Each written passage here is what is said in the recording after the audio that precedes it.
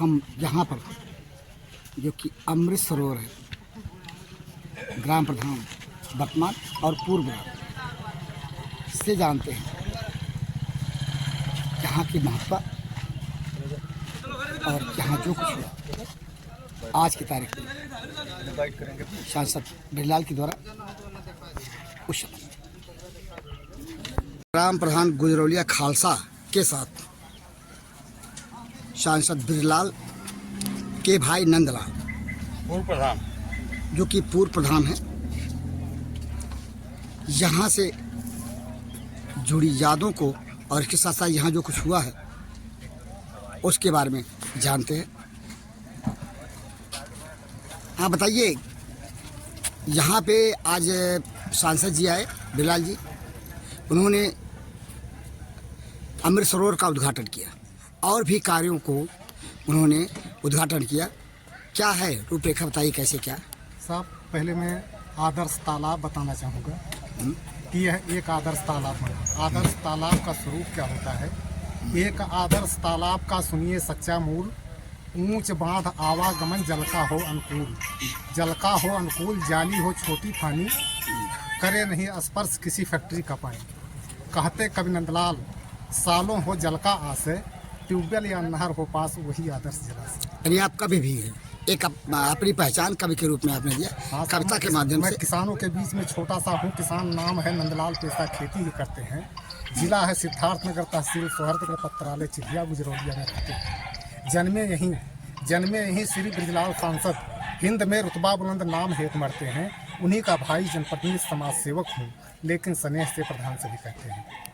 प्रधान जी से आप जानते हैं रिंकू सिंह जी। आज सांसद जी ने यानी बिरलाल जी ने इस जगह के अमृत सरोवर का उद्घाटन किया। इसके साथ और कौन कौन से कार्य रहे हैं जो उनके द्वारा संपादित कराए गए? बड़ा ही हर्ष के साथ कहना चाहता हूँ कि ये बड़ा ही शुभ है, घड़ी है कि आज ऐसा कुछ आभास हो रहा है, जैसे सर ने भी कहा था कि पूर्वज, तो वास्तव में ऐसा कुछ आभास हो रहा है कि अगल बगल हमारे पूर्वज या तो कहीं से देख रहे हैं या तो हमको ऐसा आभास हो रहा है कि वह धन्य है मुहूर्त, वह आज यह घड़ी है कि मेरे ही कार्यकाल में साहब परम आदरणीय परम पूजनीय ऐसे महापुरुष का अब जन्म दोबारा गुजरौलिया खालसा में नहीं होगा।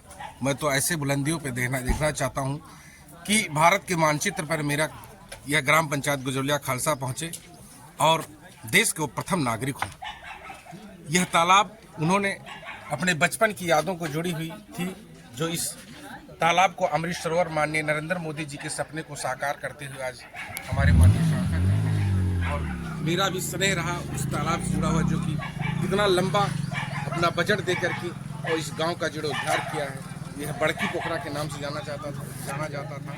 दूसरा हमारा छठी पोखरा है, उस पर भी उन्होंने 40,94,000 रुपये की धनराशि स्वीकृत की है अपने सांसद निधि से, और वह भी तालाब आपको 6 महीने के अंदर ही ऐसे ही स्वरूप में बदलता दिखाई देगा। इंटरलॉकिंग 1300 मीटर दिया है आपने, फिर सर से मैंने अनुरोध भी किया है सोलर लाइट के लिए, कुछ सड़क के लिए, कुछ अतिक्रमण जो है वो हट गए और अच्छी सड़कें हों, एक नया निर्माण हो।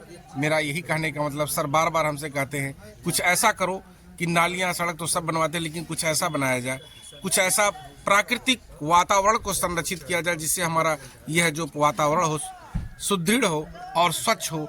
जैसे जब स्वच्छ पेयजल रहेगा, प्राकृतिक वनस्पतियाँ रहेंगी, तो हमको दीर्घजीवी होने का जो वरदान था, जो ईश्वर का वरदान है कि अगर वनस्पतियाँ नहीं रहेंगी तो फिर मानव जीवन दुर्लभ हो जाएगा। इन्हीं सभी का आशीर्वाद सर का था कि कुछ ऐसा काम करो जिससे पशु पक्षी जो नहीं बोल पाते हैं, सभी लोगों से मैं अनुरोध यही करता हूं कि सभी लोग जानवरों का पालन पोषण करें, कि जो आजकल गौशाले में चली जाती हैं दूध दूध करके उसको फेंक देते हैं, वो ऐसा नहीं करना चाहिए। चूँकि वो गौ माता है, सरकार आज इस पे बड़ा ही ध्यान है उनका कि गौ माता का सेवा ही। मैं स्वयं खुद 2 गाय पाला हूँ। अभी आप लोगों के आशीर्वाद से मेरे यहाँ गिर नस्ल की एक बच्चिया पैदा हुई है, जो यह हमारे इस गांव में किसी के पास नहीं है। कहते हैं लोग कि गिर नस्ल में स्वर्ण भस्म पाया जाता है। अभी साहब ने कहा कि इसका घी 4,000 रुपये किलो दिल्ली वगैरह में मिलता है।